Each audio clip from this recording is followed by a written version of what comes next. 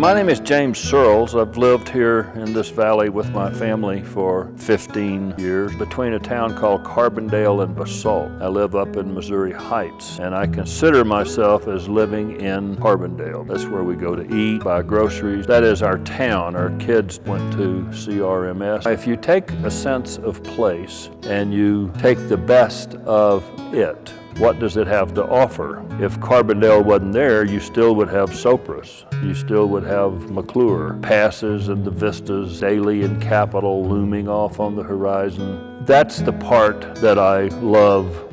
But then past that, there are people, there are individuals, there are groups, there's a collective of people. I have a social life. I have friends here. I think that that's very important. Particularly, certain people elevate up kind of through the structure of a culture, people that become your really good friend. One of those people, in this case, is a gentleman named Jim Calloway. Recently, he started to play a big role in my life. He championed my art. He came up here and he looked at my art. He had seen pieces of mine, but he'd never been into what I call the lion's throat, the mouth of the beast, so to speak. And Jim became captivated, and an idea for a space down in town came up, and he immediately saw a big picture of what that would be, of what that would look like, and he wanted it to be a museum to house my art.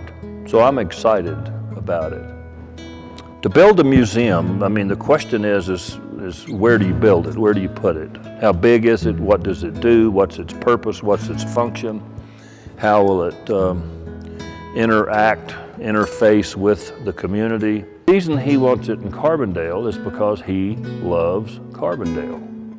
So in that sense, you could say, well, the alignment was good. It's the right place. It's the right time. What makes it the right time? Well, Jim is at a point in his life where he wants to do something really spectacular.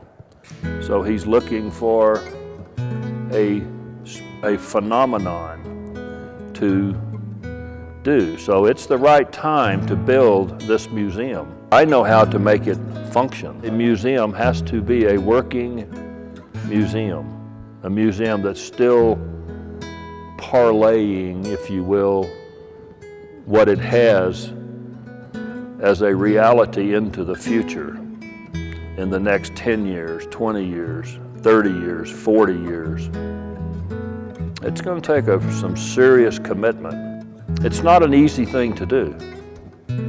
It's very important that everybody kind of get on the same page and pull together.